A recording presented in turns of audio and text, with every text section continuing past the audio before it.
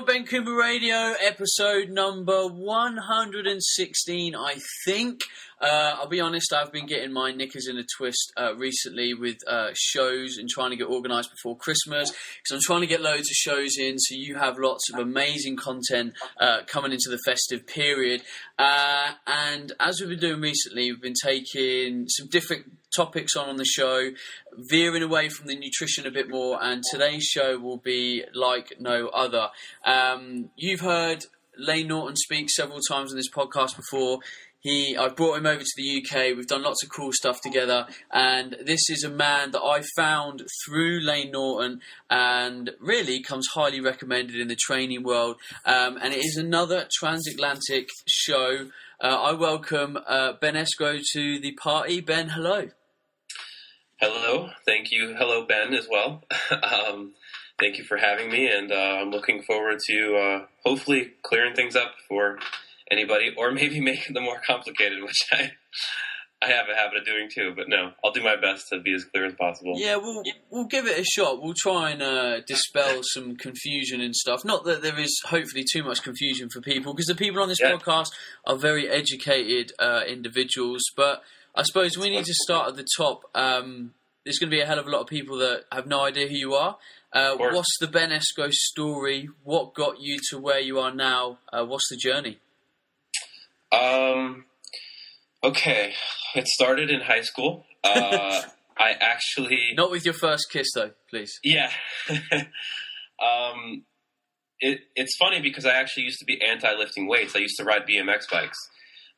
So the thrill-seeking of lifting weights really appealed to me, as far as like getting crushed and stuff like that. The crazy, masochistic side of things that I'm sure a lot of bodybuilders can identify with. So I immediately decided that I wanted to get really lean because that look always fascinated me. So I became obsessive. I basically became an information whore. So any place I could read information, I dug. I used to buy Men's Health, read every single one. That's how I found Lane. I used to go on bodybuilding.com forums and obsessively read through threads. And from that point, I was able to make my own nutrition and was able to get myself fairly lean. And from that point, I was 18. I was just finishing high school, so I knew immediately I wanted to go into school for nutrition. I went to undergrad for nutrition. I finished. I felt extremely dissatisfied with my level of knowledge. It's the typical thing that I feel like happens to a lot of people who are passionate about knowledge is they finish and they have more questions than they have answers, and that was absolutely the case for me. So I knew I wanted to go get my master's. I did that in sports nutrition, and I did my dietetic internship as well during that period. I worked for 2 years at a public health nutrition. I wouldn't call it clinic. In the States, it's called WIC. It's basically women, infants, children. So I had a lot of really interesting experiences with nutrition outside of bodybuilding, performance nutrition. Like basically had to teach women how to breastfeed and talk about like infant nutrition and pregnant women nutrition and stuff like that. So I've had a lot of interesting experience in really every aspect of nutrition. And as far as training, it's always been a component of my education. Like in undergrad, I did my minor in exercise phys, and then my master's was a combination. It was sports nutrition and exercise science, but it was always the marriage for me. It was never, I always realized from the beginning, it wasn't just like, oh, it's just nutrition. Like that stupid rule 80-20, that's ridiculous because you don't get big from just eating. You get big from the combination. You need mechanical contraction. That was my obsession. Started at 18 and it hasn't really stopped since. It's just the questions have morphed into something different at every period. So how old are you now? I just turned 29 on November 22nd, so entering my 29th year. Okay, so the first time I ever heard your name was obviously via Lane Norton, which I've mentioned. At the time he talked about you developed a whey protein, you were doing his programming, you were the first additional coach on BioLane in May 2013. Many will see this as a huge deal, being Mr. Norton's programmer, articles that you used to read years ago. How did this come about? I'm assuming you guys go way back. What's the story? We do, and with everything, there's always this kind of rich story to everything, and I'll try to do it justice in the shortest manner as possible. Like I said, I found Lane through bodybuilding.com forums. I was 18. He was already, I think, finished his undergrad, entering his PhD at Illinois, and I followed him for a really, really long time. Obviously, I love the fact that his stuff was evidence-based in contrast to just about everything else you can get in fitness, at least at that time.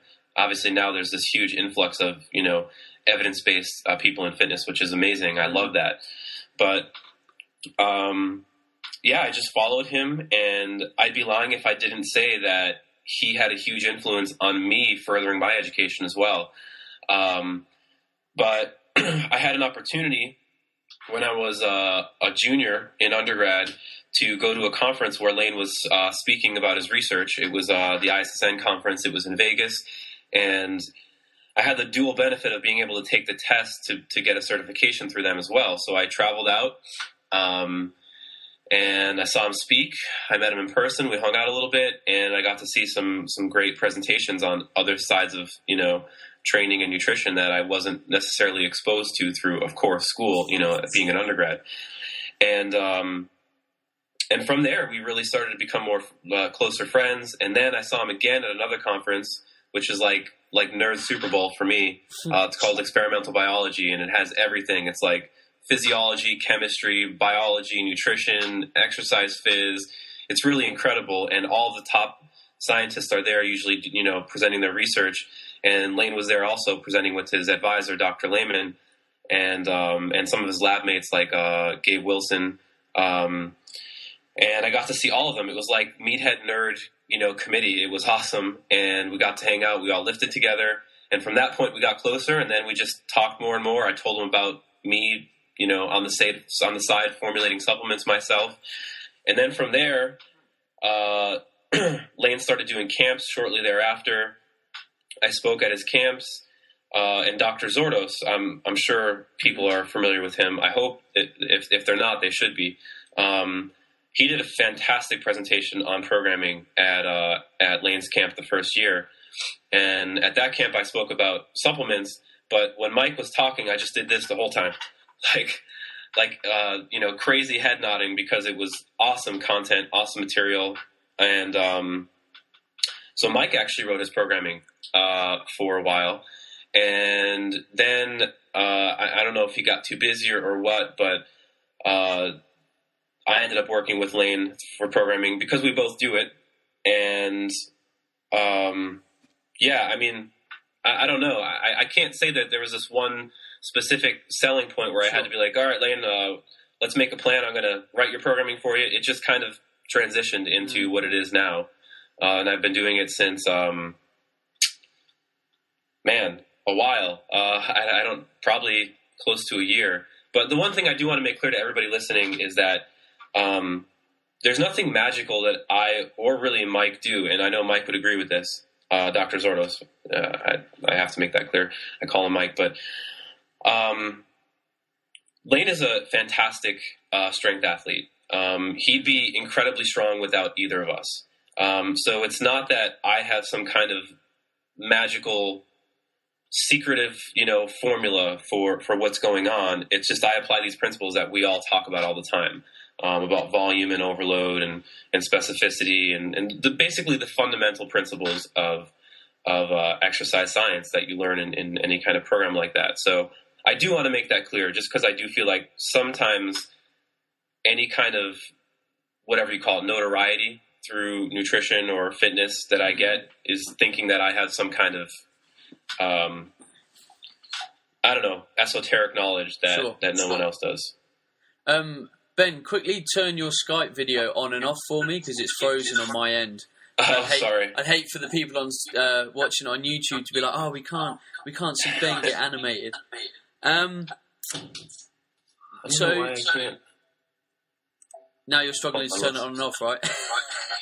Is it still having that problem? Yeah, it's just frozen. If not, it's fine. We can live with it. Everyone else can listen to the audio and our sweet dulcet tones. Here we go. I'll switch it. So Am I back now? yeah, you're good, man. So Lane has moved through this process for me in terms of like programming, because everything we saw of Lane's work was traditional bodybuilding. You know, it was what we've read for years and years, and he's obviously made a big shift more into, we'll call it powerlifting. He lives in very much a powerlifting realm. I'm assuming you had a large influence in this, or how did that transition happen? Because I think we know Lane and we know of his work, and at the moment it's a big talking point, I feel. Yeah, I mean, I think I'm certainly not going to take credit for that change, but I will say that I was incessant with nagging him about doing it, and I think a lot of people were, just because we saw his strength potential. And to be honest, and I think Lane would probably agree with this himself, he has incredibly more potential in powerlifting than he does bodybuilding, and he's a great bodybuilder. That's not to take anything away from his bodybuilding, but man, I mean, he's a national champion in powerlifting, and honestly, with what he's doing as far as programming now and what there still is left theoretically to throw at him, he can still be a lot better, a lot stronger. So, yeah, I'm definitely not going to take the credit for that, but I will say that, like, I put multiple scenarios out there. Like, I told him I'd move to Florida if he competes in USAPL. So I certainly did my part of trying to convince him. But actually, the honest truth is that he got me into powerlifting, because he started doing shows in his off seasons from bodybuilding. And this was a long time ago. This was I was 23, so that was 6 years ago. And I saw him doing it, and I was like, man, that's a great idea. You know, like something else to compete in while you're not dieting and you can get better at, and it's only going to help your physique. So he kind of started my obsession with powerlifting and programming too. Okay, so because one of the things that I've heard Lane say a few times, and he said this when I was in his presence, you know, when he came over and we toured together and stuff like that, you know, powerlifting with his thing now, and we could argue that powerlifting is all you need. It works a lot of the major muscles and stuff. Yeah. And me as kind of a critical individual, you know, could we not argue that Lane had already built his physique and powerlifting is almost fine to maintain his muscle mass now, whereas someone early on in the iron game can't take a purely powerlifting approach to their training if they're looking to almost build this bodybuilder's physique, this kind of cover model thing? Like, where do we draw the line between our training principles and what we can get out of the application? I love that question, and I'm very happy you asked it. I think we need to go to the logical root of that question, meaning when you first start lifting weights, you typically start with all of the compound movements. You have this incredibly robust increase in systemic muscle mass, meaning you grow everywhere, essentially, from doing the compound lifts. Somewhere along the way, people tend to get it confused with whatever, muscle magazines, whatever, and anything else like that. But you have to realize the opportunity cost, or the return on investment of the time you're putting in, is always going to be in the movements that that activate the most muscle mass at one time, and that you can use the most load. Because the one thing we know is that volume is essential for progressive overload. Sure. So what's going to give you the greatest volume over time is going to be a compound movement. And you can't isolate your tricep out of a bench press. You can't isolate your pec out of a bench press. It's a compound movement. So if someone was to make the argument like, I'm going to do leg extensions instead of squats, I don't think there's any published study on that, and I don't think there ever will be, because it's kind of a ridiculous study. Like, what does it do for any kind of progression of science? But when you talk about opportunity to do more volume and get more systemic growth, it's going to be squatting every time, because you're activating much more muscle mass. And this is something we've known since, I mean, if you want to go completely into like experience-based stuff, like look at guys like Ronnie Coleman and Arnold and everybody from essentially the 70s. Like, they all did primarily compound movements. It's really where your biggest gains are going to come from. Of course, you have to activate a muscle or I'm using the wrong word, activate's not the right word. Basically, you have to, like, if you want to get bigger biceps, of course you need to do some kind of bicep contraction. You know what I mean? But if you're doing a lot of compound back work, it's going to obviously contract your biceps with a lot of weight, eccentrically and concentrically. So again, what's going to give you more volume?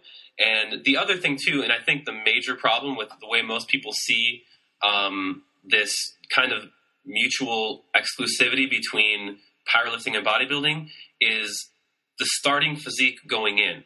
So what I mean by that is people see the end point. Like, let's use Ed Cohn for an example. Like, great, fantastic powerlifter, probably one of the best powerlifters ever. Ed Cohn says himself that he wanted to be a bodybuilder first, but he didn't have the structure for it, so he started powerlifting. It's essentially, people are going to excel at whatever they are kind of predisposed for most structurally. So the one thing that makes Lane a worse bodybuilder is that his waist is kind of large, but it makes him a much better powerlifter. It's not the powerlifting that made his waist large. That's the problem with kind of bodybuilding thought is, oh, the powerlifting made his waist large. No, Lane's waist hasn't changed since he started lifting weights. But his systemic muscle has everywhere else.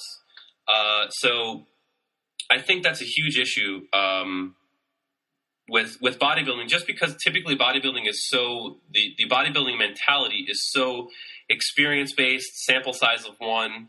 And obviously when you don't have a representative sample, it allows you to accept a lot of these kind of crazy theories. Let me use one more example, and this is completely in the bodybuilding realm, is people who talk about peaking for shows, for bodybuilding shows. And my peak was off. Well, no, that's kind of a ridiculous idea. Your structure's your structure. Like someone who, it doesn't matter if you eat 2 kilos of carbohydrates. If you're flat, unless you've dieted like an idiot, if your structure when you're fully fed before you even start dieting just makes you look kind of flat, no amount of carbohydrates after you diet is going to make you look fuller. Relatively it will, but if you have the structure that's long and like green beanie like me on stage, like I'm 6'1", I have very long limbs, I'm never going to look full like Phil Heath. Doesn't matter how many carbohydrates I eat. Do you know what I'm saying? Yep. And again, so that's one of the shortcomings of the bodybuilding mentality is like, well, I'm just going to blow away this bicep, with tons of volume through curls, when in reality you could have hit that same equated volume through doing much less back work and hit your back too. You see what I'm saying? Mm-hmm. So hopefully that answers your question. I went off on a tangent, but... Okay, so I suppose I almost now want to delve into what is almost a concrete opinion of yours in terms of training and almost how people should try and view their progression, because people will still be thinking to themselves, well, am I a powerlifter? Am I a bodybuilder? How should I structure my training? There's obviously fundamentals we need to glean from both. So let's just take a young guy. Let's just say we take an 18-year-old and he's just a real typical frame. He's kind of between a bodybuilder, potentially between a powerlifter, and he stood in front of you and he says, Ben, how should I train for the next 10 years? Where do I start? What do I progress onto? And then how does my training potentially look in the years to come? Now, granted, that's going to depend on how his goals evolve, but let's look at it from a strength and hypertrophy ideal. Sure. So the first baseline thing that I would do with him, which is what I do with everybody, I find out what their current frequency is for the lifts, how frequently they train their entire body, meaning like a typical like fat split, like Lane's popular split is 2 times a week full body. Typically I'll look at it as how often are you doing the compounds, like how many days a week do you squat, how many days a week do you bench, how many days a week do you deadlift. And from there, the first thing I'll usually do is just up frequency. It's a great way to improve motor patterns, so basically make someone stronger just by getting more efficient at the movements. Also up volume, which is going to increase their strength. And the other thing that we need to realize, which is essential for hypertrophy, is it's volume dependent, just like strength is. As you get stronger, you need to add cross-sectional area over time to keep that strength and continue getting stronger. Yes, neural adaptations are initially the first thing that drives improvements in strength, but over time, and we know this is something we learn from, the baseline of exercise science is, as strength continues, hypertrophy is a major part of that. So from there, what I'm going to do with that individual is I'm going to start on a logical progression of increasing his frequency only as much as we need. So if he comes to me and he's squatting once, like let's say he's doing typical bodybuilding split, he's squatting once a week, benching once a week, and maybe not even deadlifting. So for someone like him, I'd probably just start him squatting twice a week, benching twice a week, and adding in deadlifts. And that's as simple as Monday, he squats and he benches. Wednesday, he squats, benches, and deadlifts. Friday, he squats and benches again. Now, that's only 3 days. We have more options to fill in some of his bodybuilder isolation work as well. So what I'll do with individuals who want that aspect as well is I'll give them back hypertrophy and allow them to do some arms after that. So what I'm ensuring is they're getting in all of that compound work, and then addressing anything that the powerlifts don't necessarily target as well. Obviously, a powerlifter is not going to get that much really attention to back width from just squatting, benching, deadlifting. So I will add in a back hypertrophy for that individual. They're not getting a lot of full eccentric, concentric for biceps. I'll let them do some bicep work. But again, let's use the starting point individual again, this person who just starts lifting weights. When you start lifting weights, in a couple weeks, you see this strength boost. Don't you get bigger? Of course, they're not mutually exclusive. Like I said, the strength happens quicker, and the hypertrophy follows. But look at anybody who's lifted weights and has started from not lifting, untrained, to trained after a year. They've all gotten hypertrophy. Every single one of them. Like no one has absolutely there's definitely a difference in response, and we see that very clearly in data with essentially any training study. Or even in the real world, we see that, like Lane responds great to training. I don't have, a great response, but we know that that's going to cause hypertrophy. And it's typically, and again, I'm going to use the issue of where, let's say a physique-oriented person might only see it as. They see it as, well, that guy's small, he's training for powerlifting, so he's just training wrong. Whereas reality is, that guy has made a relative improvement in his physique, but relative to you, he still looks small because you're a big dude, and you've always been a big dude. Do you see what I'm saying? Mm-hmm. Does that make sense? So again, it's really about baseline, someone's potential to be a great bodybuilder, that dictates a lot of things, and their response to training that dictates a lot of things. So there's a lot of great bodybuilders who powerlift who are still great bodybuilders. It's just that there's guys who don't respond well to training. Like no one ever comes up to me and is like, dude, what do you do for your arms? Like ever. It's just because genetically I don't, and I mean, I've trained arms every day. Like I've tried. So people get lost in absolute differences between individuals rather than looking at the relative change within an individual. Does that make sense? Yeah. Okay, so let me actually just throw a different fastball, which is kind of almost a similar question from a different angle. There's obviously an awful lot of people chasing a cover model physique, and they'll be in the gym, Monday chest, Wednesday back, whatever it might be, the traditional bodybuilding split. What is your almost persuasive argument to say that we could be doing things better, even from a cover model training perspective? Well, I've never heard anybody be upset with getting stronger. And what do humans like in any capacity? They want change. Like when someone's dieting, they want to look different in some aspect. So they want to look leaner over time and eventually get to this endpoint. So there's kind of two answers to that. One answer is I never try to make anybody do something that Like, I usually don't waste my breath if someone's made their mind up already. But if someone comes to me open-minded and asks that question, I would say, let's look at it this way. We can objectively, quantitatively measure your progress in your numbers over time. You're going to get stronger. And then you tell me after a couple months if you look differently. I've never had anybody I've worked with be upset when they've increased their total 100 pounds with their physique. Every time it makes their physique look better because strength and hypertrophy are intimately tied. And Mike would be much better at talking about the data behind that.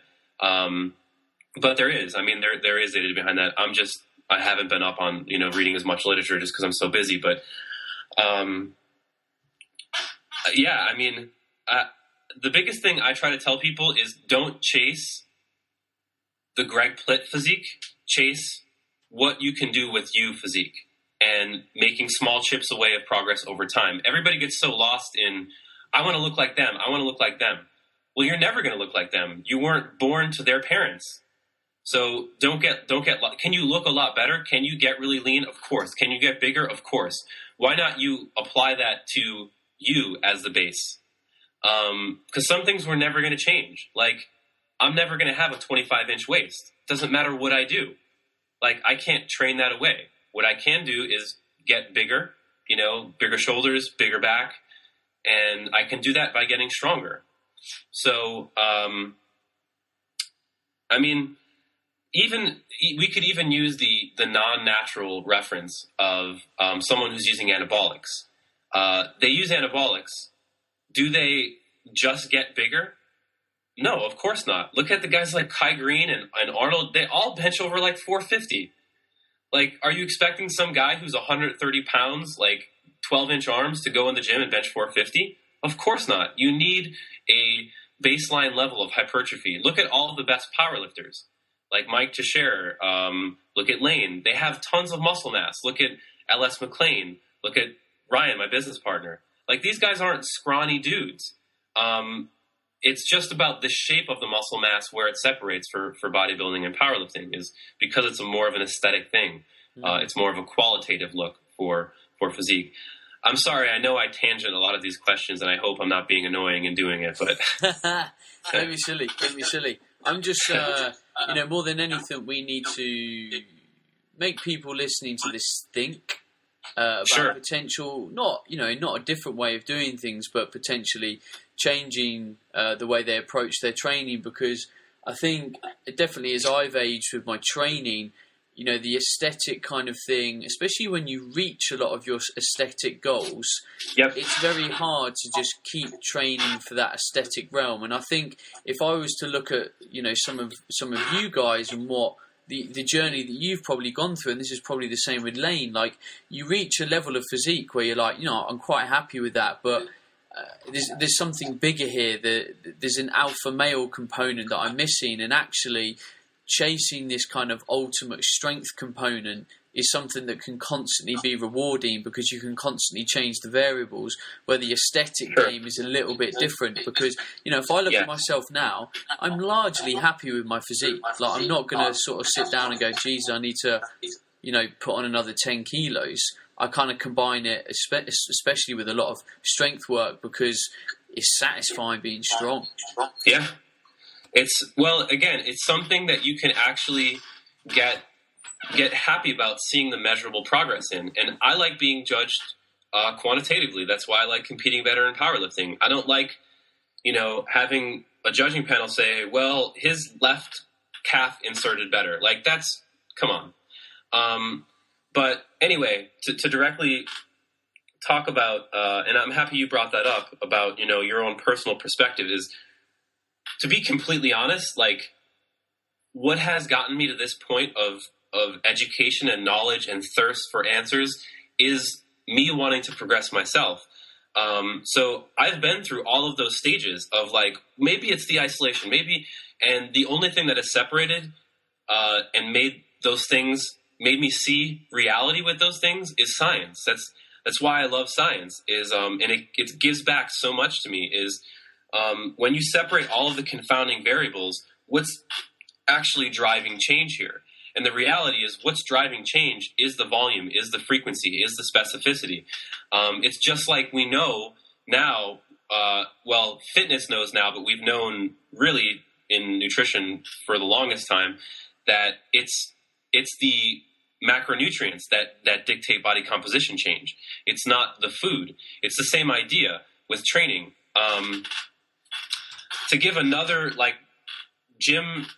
average gym person that anybody who's listening to this can go walk in and either think of someone they know or maybe it's them, because this was me. You go into the gym for over a year straight, nothing happens to your strength, and you're waiting to see where the physique changes are happening. They're not happening because as a natural athlete, you need to get more strength to get more hypertrophy.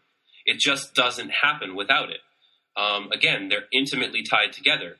I promise you, if you go in and your bench press goes up 20 pounds, your chest is going to look different. I promise you that. Mm-hmm. I promise you, you're not going to look worse. I'm not trying to pitch anything to people. Honestly, what I want to give people through doing anything like this is, man, maybe you could find out these answers in 5 years as opposed to me taking a decade. Because what is progress as a human race is give people the information that you've learned in your time through your experience, through your knowledge, to be better than you, to expand upon your ideas. And that's why I don't like speaking in definitives. I don't like saying you're an idiot if you train isolation. No, I think it's an important step in some people's path. The problem is some people get stuck in that rut, I'll call it, that cognitive rut, where they continue to do that thinking that magically one day it's going to change and get you all these crazy gains that you see in the magazine. You know, the goal of a magazine is to sell a magazine, mm-hmm. not to give you a program that works and then go use it for the rest of your life. Okay, so we've talked a lot about different variables as a whole, and I think a lot of people listening might think we've talked wholly about a man. Anything that we've talked about so far, do you find there is differences in your approach between the male and the female lifter?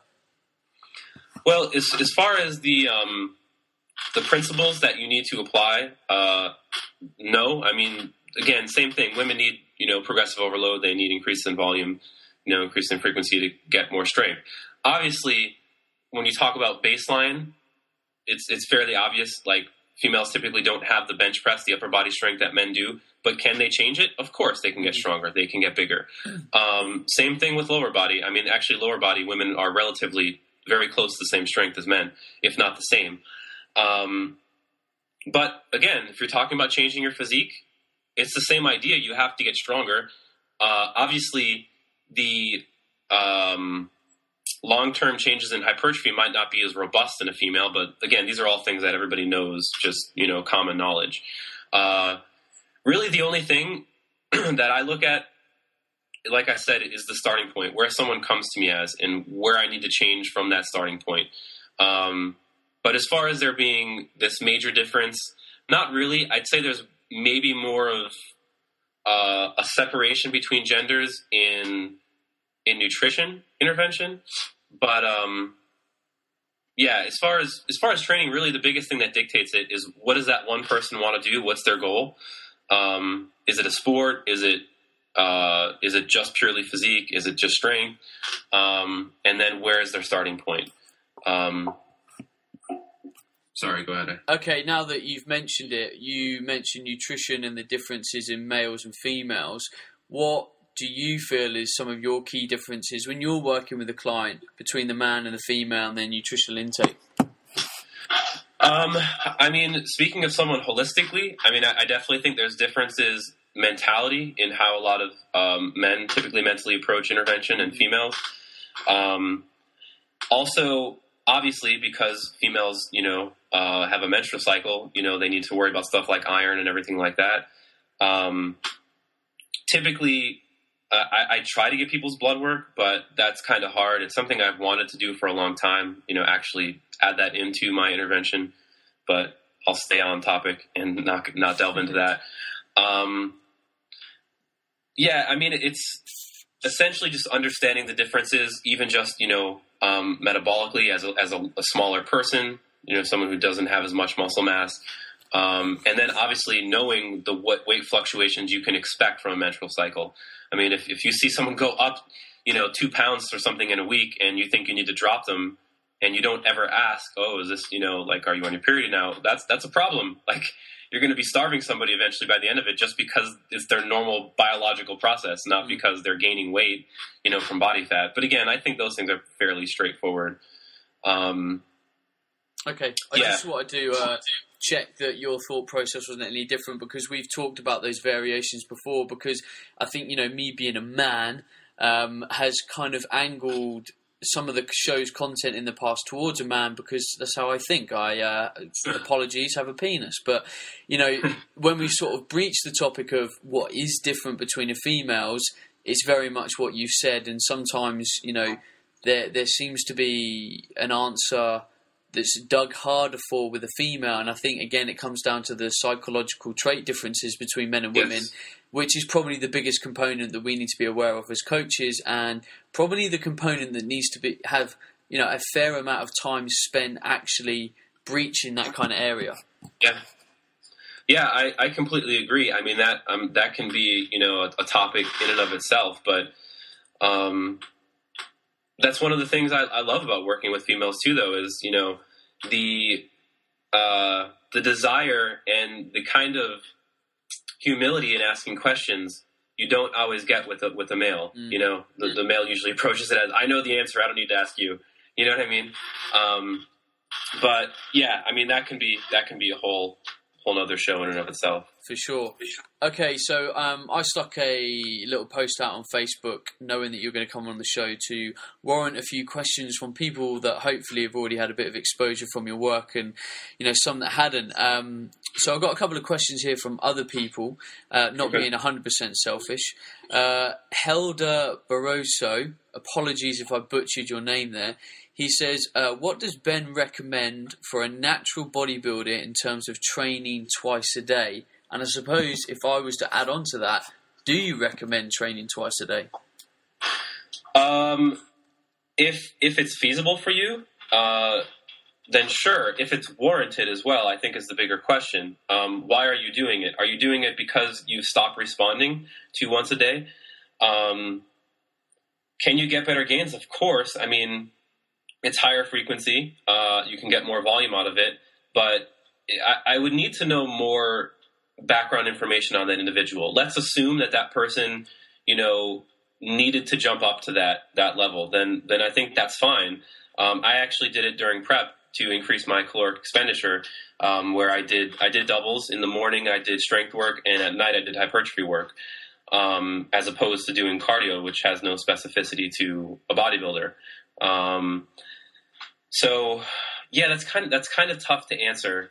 Okay, all right, let me package this in a different way, because we've talked about volume and progression and overload, and we could probably, me thinking about this right now, I've tried twice a day training before, just as the way you have, and I think a lot of people do the same thing: strength in the morning, hypertrophy in the evening.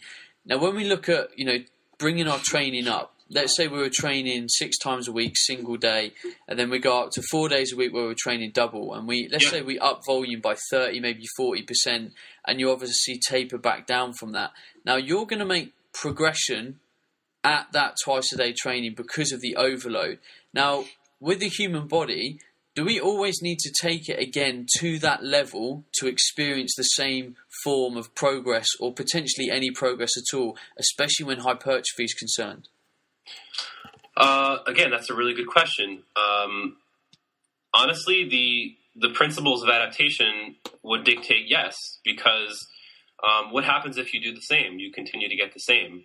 And it's something we know about maintenance levels of training. If you train at the same amount of volume for an extended period of time, and again, assuming that body weight stays the same, a lot of times people think that they're getting stronger when they're just getting heavier. And their relative strength is not improving. But yes, you do over time. The question within that question is, when you're asking about what time frame you want to get stronger. Obviously, the fastest way to get stronger, but the most dangerous and risky, is to increase volume faster and increase frequency faster.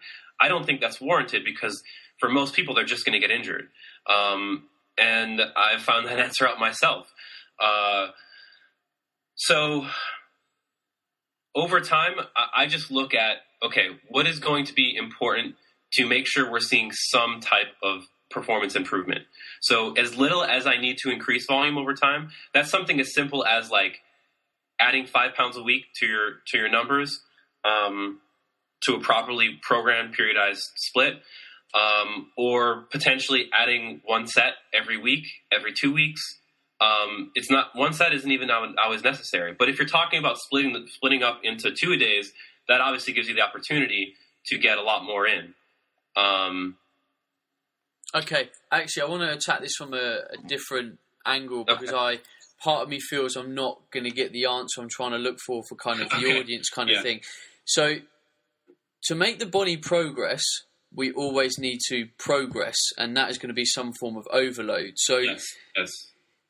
We've taken the example where we train twice a day. Now, that is primarily probably going to come more from a volume overload perspective. Now, if let's say we peaked and we deloaded and we went back to a normal once-a-day training program, and the focus on that training program was volume is going to increase over time slightly, but our progression and our barometer of progression is going to be strength.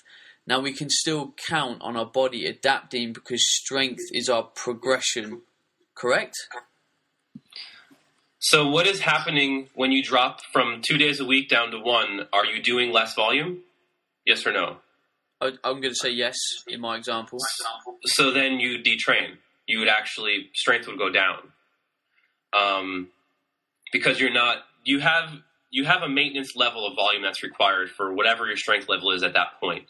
And until you pass that or hit that, so let's say you're staying, and it is a range. I don't know the exact range. I don't even know if we have a definitive range for it.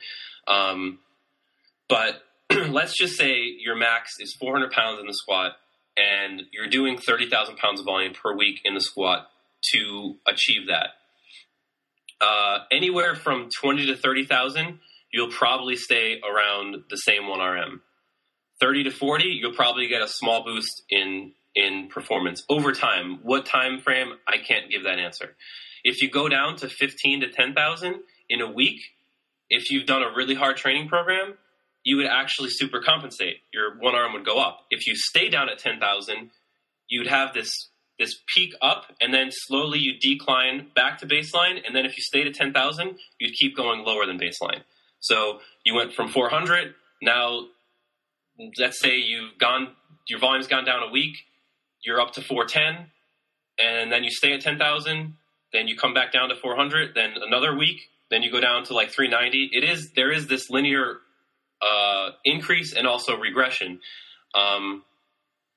But yeah, it's hard to talk about that necessarily without talking about the concepts of tapering, peaking, fully into programming, stuff like that. But the simplest way to answer your question is that there are thresholds for volume for performance. And to kind of get back to the previous question about doing doubles, frequency should improve performance as well. So doing doubles as opposed to just doing singles, you should get an additional boost out of simply getting more practice at doing those skills, those motor patterns as well. It's just simply neural efficiency. Sure.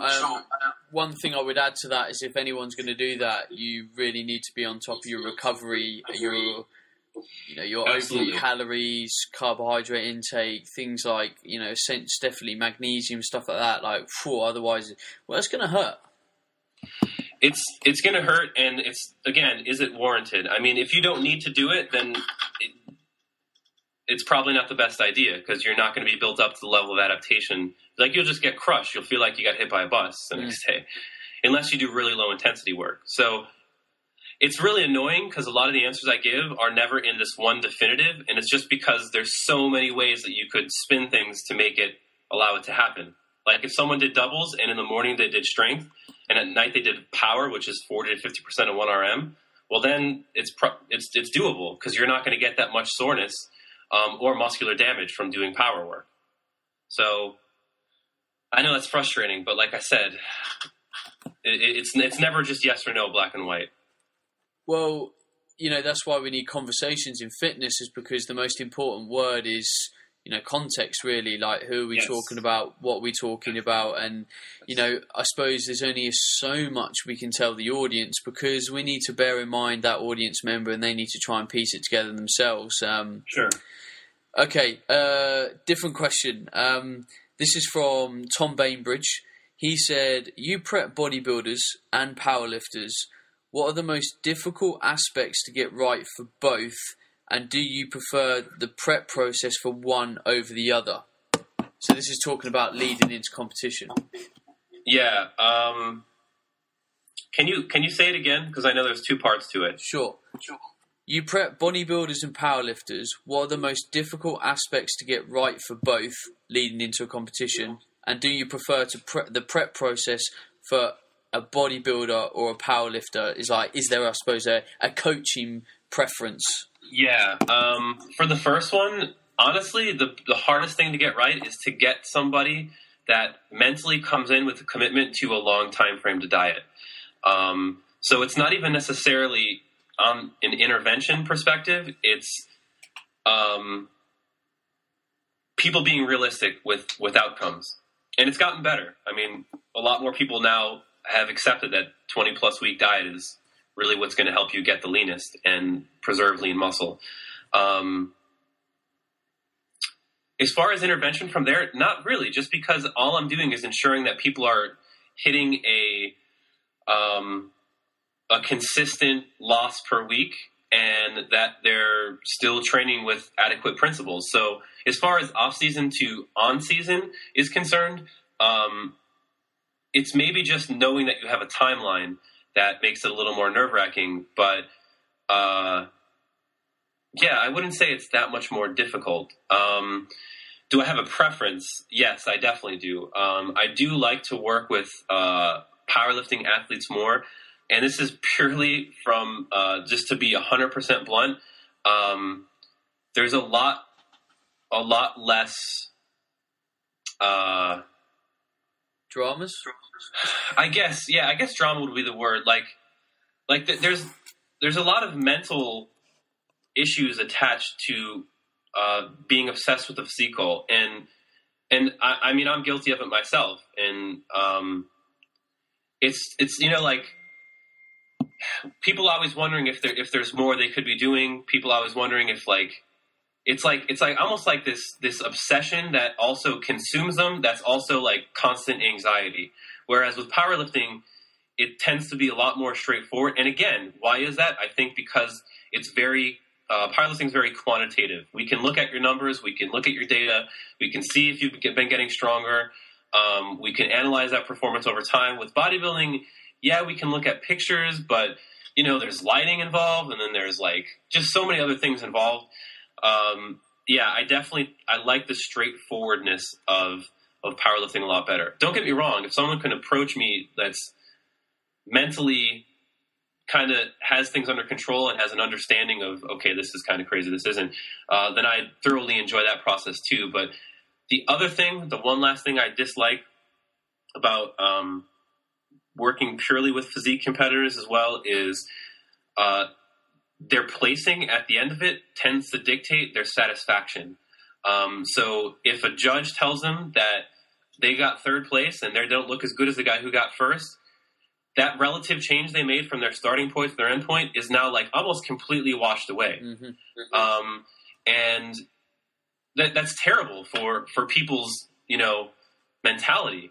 It just crushes somebody. And that's hard for me too, because, I can have a fantastic prep with somebody and then they're upset by the end of it because they didn't win the show. And that's tough because obviously you can't always control that. Mm-hmm. Mm-hmm. Okay. I kind of agree with you from there. And I've had a lot of people come to me for, the bodybuilding coaching side of it. And I don't do it anymore. I've literally sort of finished with my last client for it.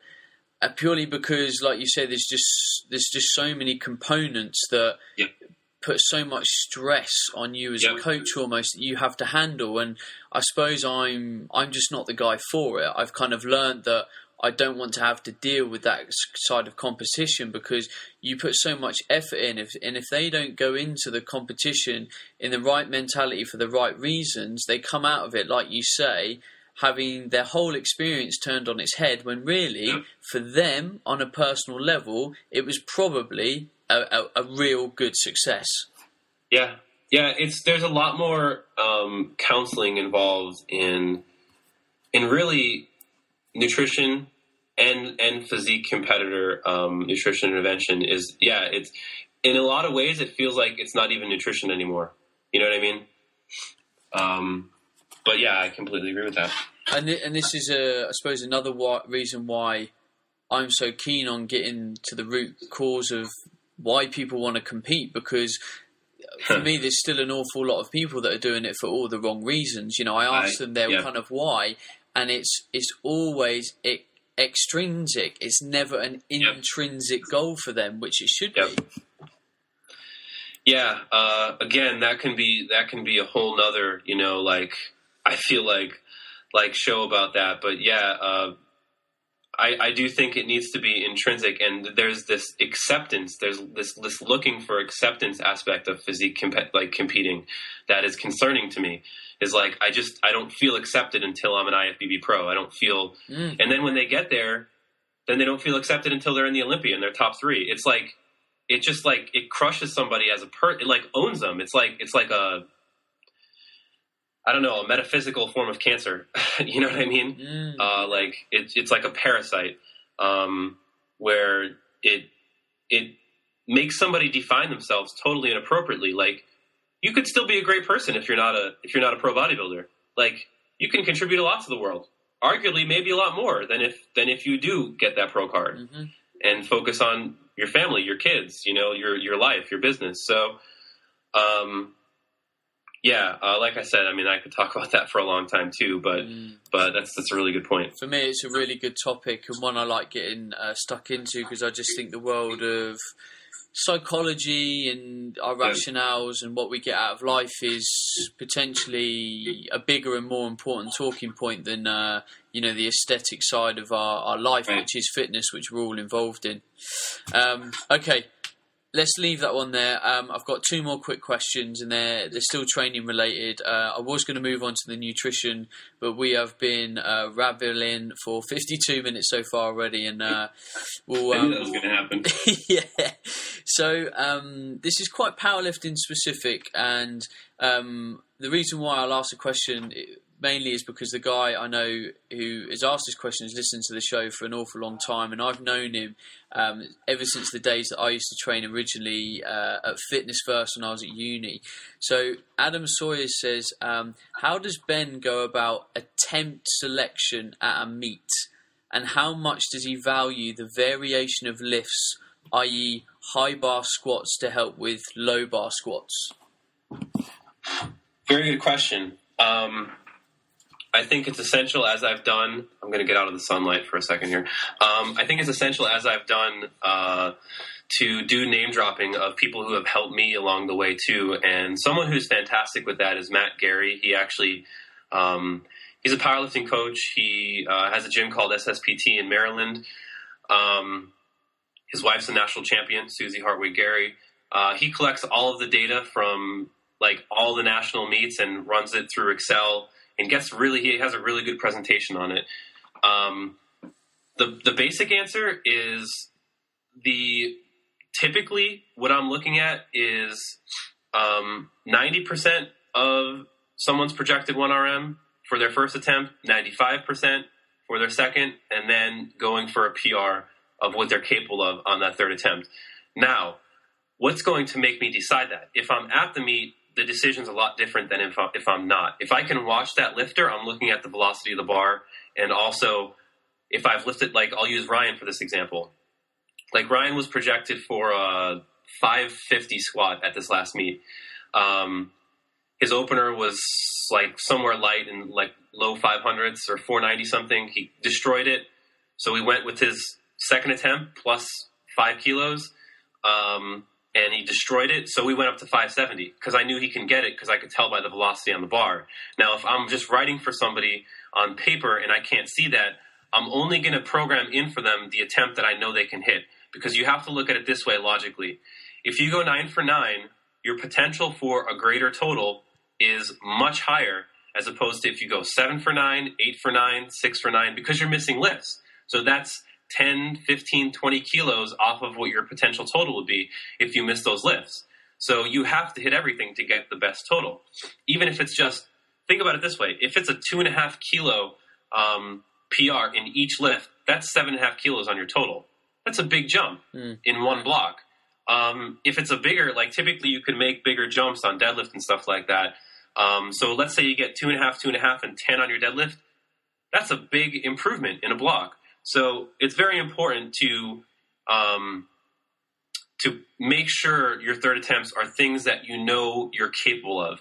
And the biggest issue I see people doing is going into a meet and programming in a third attempt based on what they want to hit, not what they're capable of hitting. They're two very different things. People program in like, oh, well, I hit 400 in the gym, but I want to hit 410 today. And they miss their third attempt like every time. You have to go for what logically you know is there. And sometimes that's hard for people because they get so emotionally invested when they're in a meet and they're picking their own attempts. There was another aspect to that question that I missed. What was the... Yeah, he said, how much does Ben value the variation of high bar squats to help with things like low bar squats? So that question, that's purely a specificity question.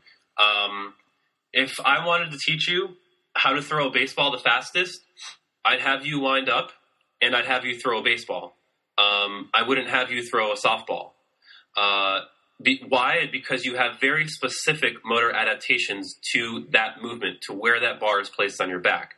So if you're a stronger low bar squatter, you should always do that movement. You should always train that movement. And it's simply because of specificity. You're going to be, again, I'll use a music example because I love music. Well, hang on a second. If we're talking about specificity, I mean, especially with the squat, surely we choose our bar position with the squat a lot of the time to benefit our anatomical nature to get the most out of our lifting potential. Like, I can't lift as much low bar as I can high bar. Yep. So I should stick with the high bar. Exactly. So you should stick to that, and you should train that and get better at what you're built best and what is safest and most efficient for you to do. Because it doesn't matter if you could squat 800 low bar, but you get a herniated disc every time. Who cares? Like, stop squatting low bar. But just, again, to kind of use another analogy for specificity, if you want to learn a great piano song that you love, let's say it's by Beethoven, are you going to practice a Bach song or the Beethoven song you want to learn? It's specificity. And it's the same thing, too, because it's fine motor patterns with your fingers. You need to learn those fine motor patterns of that specific song to get good at that song. Are there other things that can carry over and make you good at playing that song? Yes, but nothing will carry over as much as playing the specific song. It's the same thing with movements, with training athletic movements. Like, if you want a vertical jump higher, you need to, use resisted movement in that same movement in a vertical jump. Mm-hmm. I suppose the rationale behind Adam's question was the fact that, are we looking to kind of almost strengthen areas or a movement that might be weak? I suppose it's like looking at the bench press maybe and saying, right, we've got the bench, we want to get stronger at the bench, so we should just bench. But there's obviously arguments to why we might board press or bench with chains, bench with bands, bench with all sorts of stuff. So I suppose maybe that's where Adam's question lied. And I understand that, but here's the issue with, and I understand Adam's not here to defend his point, so I'm just going to speak generally about why that logically doesn't make sense. Something like a board press. So number one, if you're training a board press and your competition movement is a bench press, the issue with not completing a bench press at the top is that you did not have enough absolute force production to keep the velocity going on that bar. So force is mass times acceleration.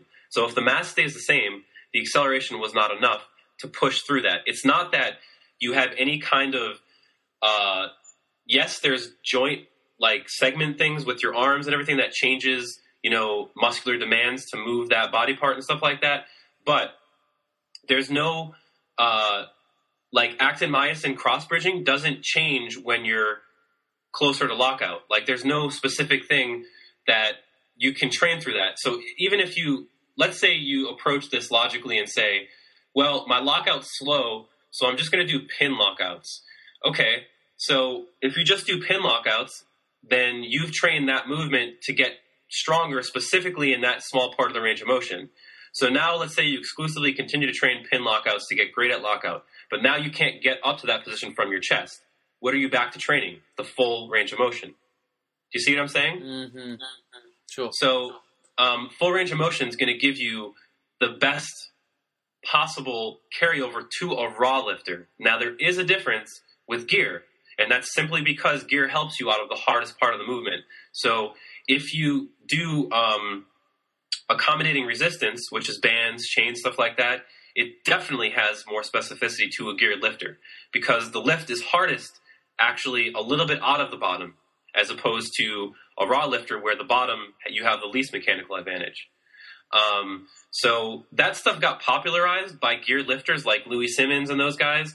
And it makes a lot of people excited to train with that partial range of motion because they can put up bigger numbers and stuff like that. Hey, I get that. Am I saying don't ever do it? No, but I am saying if you're a raw lifter, it's not going to give you the best carryover. So if you do it for excitement, not because you actually, for changing things up, not because it's going to make your bench press better. What's going to make your bench better every time is bench pressing. Okay, nice. Okay. Right, last question. I was going to skip over this, but it has more interest now. I've decided how to package this question. So, Odran McCory says, what's your thoughts on occlusion training? Now, for me, the reason why I thought this question was interesting is we've been talking an awful lot about strength, which is high-load training. We've also alluded to the fact that you love science and you love the application of science in training and nutrition and really every aspect of, the fitness space. Now, occlusion training is very science-based. There's been some good data that's come out of it, but it's at very low loads. So what's your, I suppose, opinion on its inclusion with you working with a client and maybe me and other people listening? It's definitely best for rehab or if someone's injured and they can't do a movement. And Jeremy, Dr. Lenicky, would say this himself. He's said it numerous times when I've seen him present, is if you can train with the heavy load, train with the heavy load. He's not saying that it's better. And it's pretty clear that, that if you want to be the best strength athlete, you need to train heavy. Again, specificity. So I definitely think it has applications. There's nothing wrong with adding it in. The benefit is it is low load. So if you want to get more volume in that day, especially for accessory like muscles, like biceps and stuff like that, by all means do it. And you're not going to really cause muscle damage, which is another benefit to occlusion. So it's not really going to inhibit you from training the heavy lifts. And it's not going to hurt you. It's just people, just like you said, it's context. People need to accept where things have their limitations and where they have their application. And in my opinion, occlusion is best for either injuries, someone who wants to add in some accessory stuff, not as a replacement for heavy lifting. Totally agree. Okay, cool. I recently injured my back, and once I got over the pain, which was helped immensely by tramadol, which was essential for me, the only thing I could really do was occlusion training. A little bit of quad extension, little bit on the arms, until I could really start to move and rotate the spine. And that was literally it. That was all I would do in the gym. Apart from that, I rested and tried to do a bit of mobility where I could, but it'd be my first go-to thing, along with some isometric holds and a little bit of band work for rehab. Yeah. Yeah, it's fantastic for that application because you won't atrophy.